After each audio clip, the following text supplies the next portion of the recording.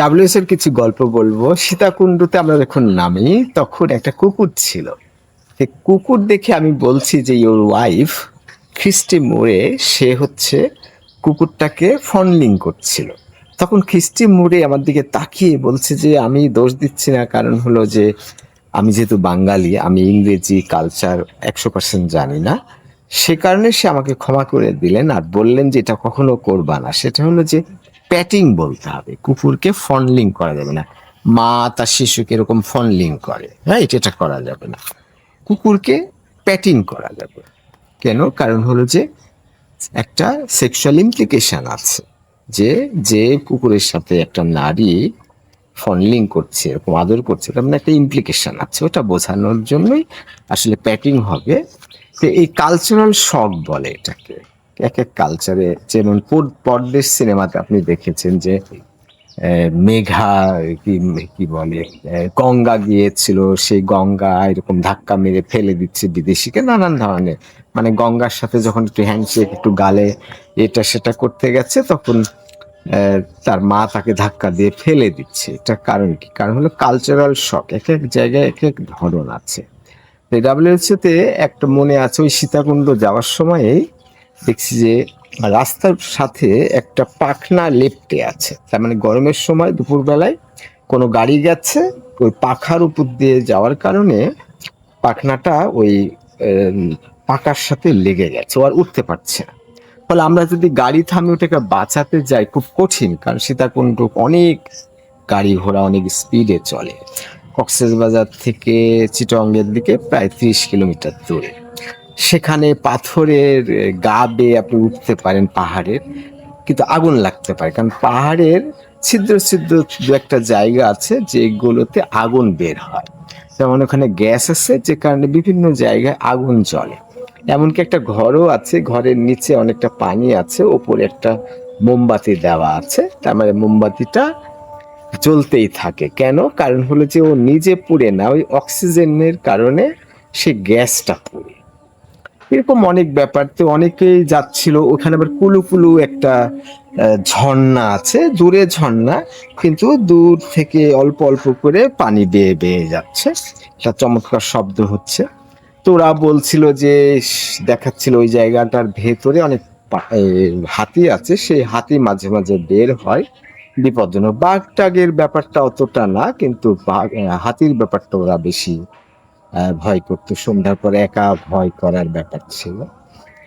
চিটাগং, কক্সবাজার, রাঙ্গামাটি, খাগড়াছড়ি, বান্দরবান, এই 5টা জেলায় কিন্তু সব থেকে মজা হলো রাঙামাটিতে। রাঙামাটিতে ঝুলন্ত ব্রিজ আছে।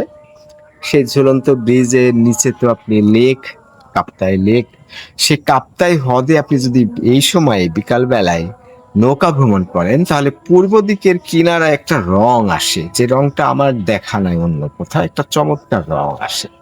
আর ঝুলন্ত ব্রিজ থেকেও আপনি মজা করতে পারেন। তো এই জায়গাগুলো অনেক পরিবর্তন হয়েছে। এবং ঝুলন্ত ব্রিজের পাশে একটা হোটেলে, তখন তো ওই সময় ভালো হোটেল ছিল না, একটা হোটেলে মনে করা হলো যে এই জায়গাতে একটা থাকা দরকার, চমৎকার যেহেতু জায়গা। এবং খ্রিস্টি মুরের হাজবেন্ড, যার কথা আমি বলছি, সে কিন্তু আমেরিকা থেকে বেড়াতে আসছিল তার স্ত্রীর কাছে। তো সে আমাদের সাথে 2 সপ্তাহ বেশি ছিল। তখন ও যেত, আমি আমি তো যেতাম, আমি তাদের সাথে আমি কাজ করি ইন্টারপ্রেটার কোঅর্ডিনেটর হিসেবে। তো সেখানে একটা আহ, ছোটখাটো একটা ছিল, হোটেল ছিল। সেখানে মানে মশারি একটা বিশাল বড় ছিঁড়া ছিল, এটা নিয়ে অনেক মজা আছে। তো অনেক বিচিত্র। ওইখানে তবলছুর একটা জায়গা আছে, রাঙামাটি থেকে 7 কিলোমিটার প্রায়, ঝুলন্ত ব্রিজের দিকে। ওইখানে 5 তলা একটা হোটেল, মাটির নিচে দোতলা, উপরে 1 তলা, আর উপরে আরো 2 তলা, তার মানে মোট 5 তলা লেকের সাথে। তখন আমাদের ড্রাইভার জুয়েল, সে বলছে যে আমি এই হোটেলেই থাকবো। সে একেবারে নিচ তলায় ভাড়া নিল, তার মানে মাটি থেকে আরো 2 তলা নিচে। এবং ছোট কাচের একটা জায়গা আছে, এখান থেকে মাছ টাছ দেখা যায় কাপ্তাই লেকে। তো ওই জিনিসগুলো এখন কত উন্নত হয়েছে, কত কি হয়েছে, অনেক পরিবর্তন এসছে। কক্সবাজারে যে চমৎকার একটা পরিবেশ, কি চমৎকার, সেটা এখন আর নাই, অনেক হিজিবিজি মানুষে ভরা।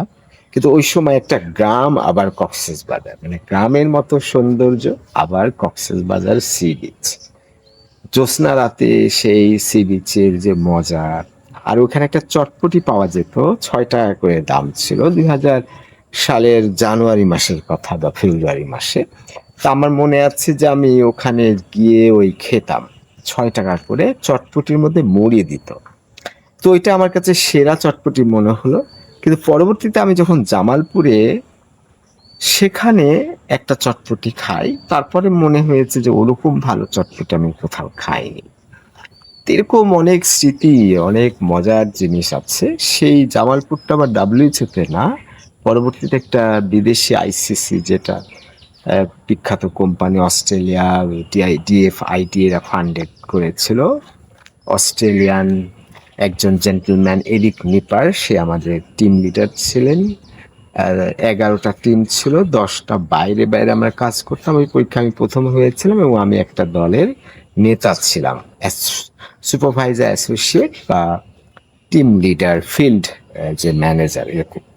তো সেইখানে আমেরিকান একটা লেডি ছিলেন, উনি আবার অ্যাসোসিয়েট প্রফেসর ছিলেন, উনি আমাদের ট্রেনার ছিলেন।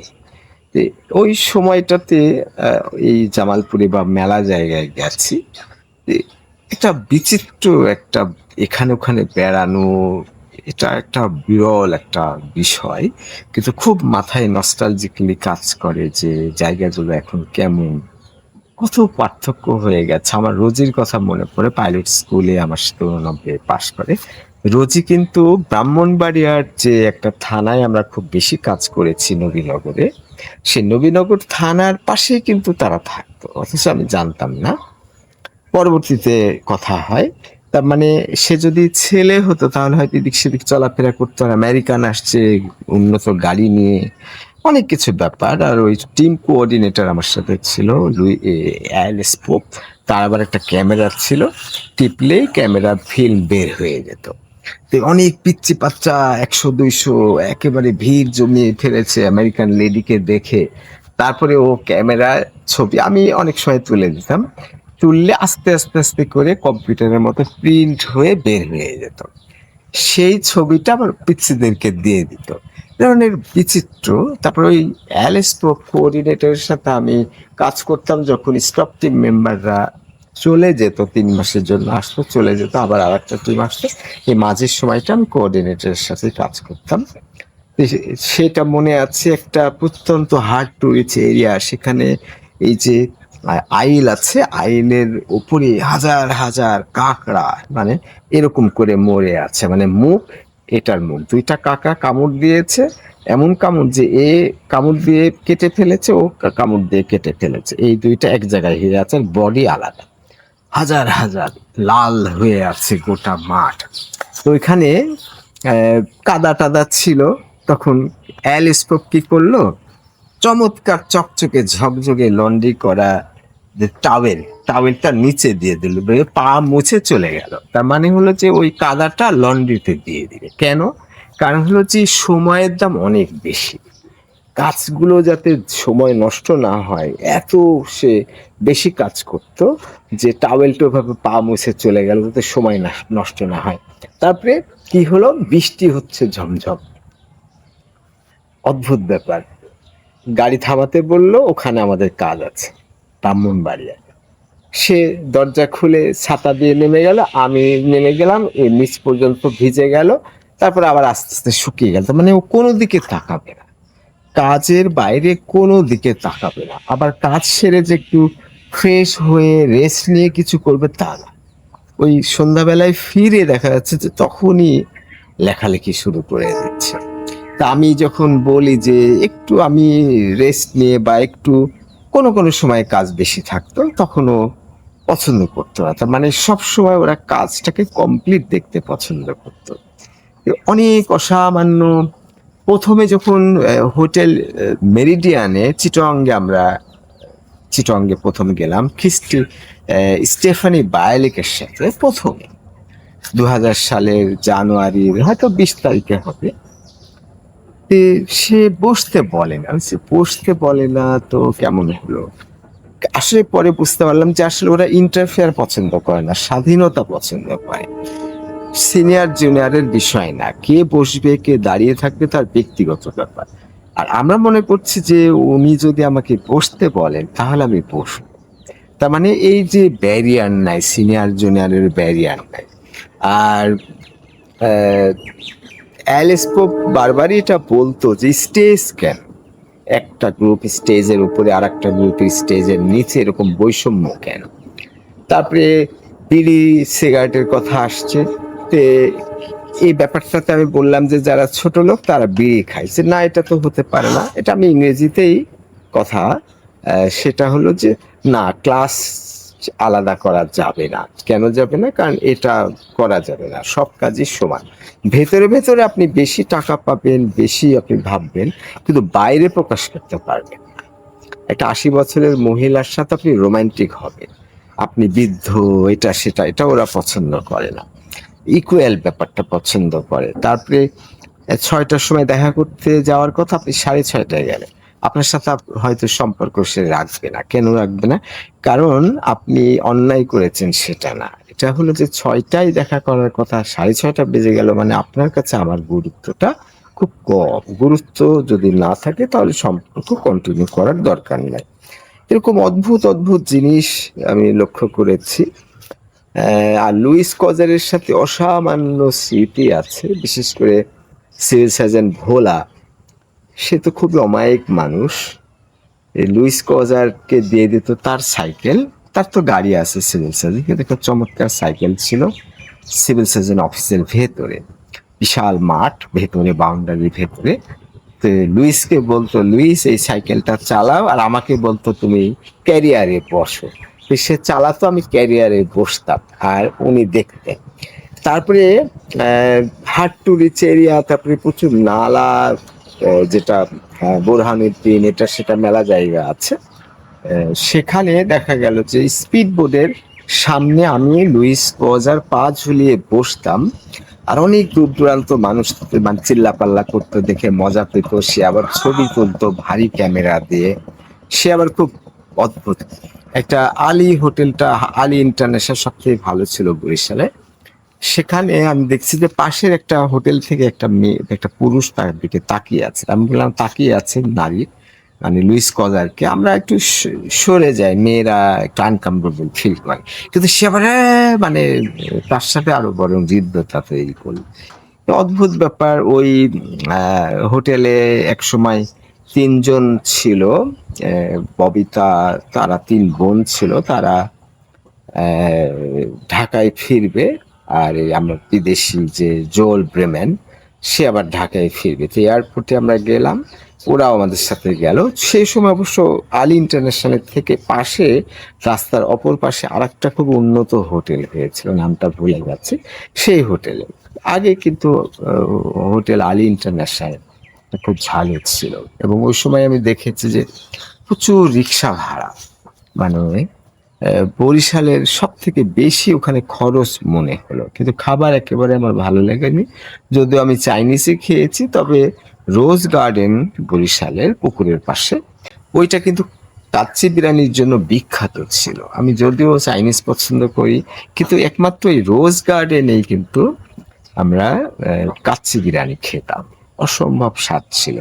আর কর্ণফুলী গার্ডেন, কর্ণফুলী নদীর তীরে, সেখানটাও তো আরো মজার, কি চমৎকার। তবে বরিশালের এই পানিতে অনেক প্রচুর পরিমাণে বা ধুলাবালি ছিল, মানে অপরিষ্কার ছিল, যেহেতু শহরের উপকণ্ঠে, তো শহর ঘেঁষা, যে কারণে একটু অপরিষ্কার মতো, টলটলে পানি না। আসলে তো সাগরের পানি টলটলে হয়। আপনি সেন্ট মার্টিনে যাবেন, একেবারে নীল রং পানির মধ্যে পা দিবেন, কি চমৎকার। মানে সাগরের মধ্যে অনেক দূর পর্যন্ত হাঁটা যেত সেন্ট মার্টিনে, কারণ আইল্যান্ডটা তো উঁচু, কিন্তু সাগরের গভীরে যেতে অনেক দূর পর্যন্ত। যে কারণে সব থেকে মজার ছিল, আপনি কক্সবাজারে পায়ে হেঁটে আপনি সাগরের ভেতরে অত যেতে পারছেন না, স্রোত এসে ভাসিয়ে নিচ্ছে, ফেনা ফেনা হচ্ছে, অপরিষ্কার হচ্ছে। কিন্তু সেন্ট মার্টিনেরটা একেবারে স্থির, খুব চমৎকার, হাঁটু কোমর পর্যন্ত আপনি অনেক দূর পর্যন্ত যেতে পারেন, আর একেবারে স্বচ্ছ নীল রঙের, মজা। তো তখন লাইফ জ্যাকেট পরতে হতো। সেন্ট মার্টিনে তো আমরা একবার লাইফ জ্যাকেট ভুলে গেলাম, খিস্টি মোড়ে তো আবার হায় হায়। তারপরে ভাবলো যে আচ্ছা ঠিক আছে, এখন তো জানুয়ারি মাস, সাগর উত্তাল না, আর তার হাজবেন্ড আমেরিকা থেকে আপ টু ডেট জানায় ওয়েদারের ব্যাপারে, তাতে সমস্যা ছিল না। বিশাল বড় নৌকা, জাপানিজ একজন জাইকার এক ভদ্রলোক ছিল, কিন্তু আমি আর লুইস খিস্টি মোড়েই হলো আসল।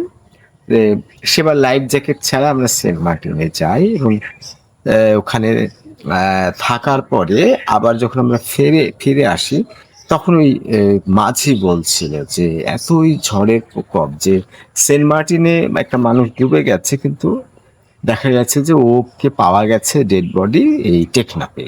তখন 12.5 কিলোমিটার এরকম একটা ডিস্টেন্স টেকনাফ থেকে সেন্ট মার্টিনের, যে সাগরের মধ্যে বে অফ বেঙ্গল, বঙ্গোপসাগর। আর এদিকে আমরা গিয়েছিলাম বোরহানউদ্দিনে, মানে ভোলার যে একটা চর এলাকায়। সেই চর এলাকায় গিয়ে কি হলো, একটা নালা দিয়ে আমরা চলে গেলাম, দুইটা ইয়াং ছেলে মাঝি ছিল, ওরা একবার বললো যে পানি চলে যেতে পারে। আমরা তো ওইভাবে খেয়াল করিনি, জোয়ার ভাটার ব্যাপার বুঝিনি। তো ওখানে ডাকাতটা আশ্রয় নেয়, মানে পলিটিক্যাল অ্যাসাইলামের মতো, যেমন পলিটিক্যালি সমস্যা হলে আমেরিকা, লন্ডন, কানাডায় গিয়ে আশ্রয় নেয়, ওরকম যারা চোর ডাকাত সন্ত্রাসী তারা ওখানে যে চাষবাস করে খায়। সেই জায়গাটা খুব ভয়ঙ্কর, মারাত্মক।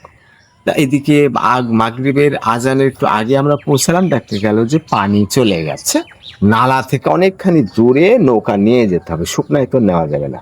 তখন আমরা অপেক্ষা করতে করতে যখন সন্ধ্যা অন্ধকার হয়ে গেল, তখন জোয়ারের পানি আসলো যখন, তখন স্টার্ট করতে যা স্টার্ট হচ্ছে না। তা আমি বলেছিলাম ওদেরকে যে একটা সমস্যা যখন হয়েছে আরো অনেকগুলো সমস্যা হবে। ঠিক তাই হলো। সেই স্টার্ট নিল না করতে করতে আধা ঘন্টা 1 ঘন্টা পর স্টার্ট নিল, অনেকখানি রাত হয়ে গেল। তারপরে যখন আমরা যাচ্ছি, মাঝখানে একটা বিরাট চরের মাঝখান দিয়ে চ্যানেল আছে, ওই জায়গাটার আমরা খুঁজে পেলাম না। আর ওদিকে বিজলি চমকানো শুরু হলো, ঝড়ের ভাব হলো। আর আমরা যদি কিনারাটা পেতাম, তাহলে ওখানে আমরা অপেক্ষাও করতে পারতাম সেই চরের উপরে, কিন্তু এটা আমরা খুঁজে পেলাম না। রাউন্ড অনেক দূর দিয়ে ঘুরে যেতে যেতে বেশ ঝড় শুরু হলো। আমরা লাইফ জ্যাকেট পরে আছি।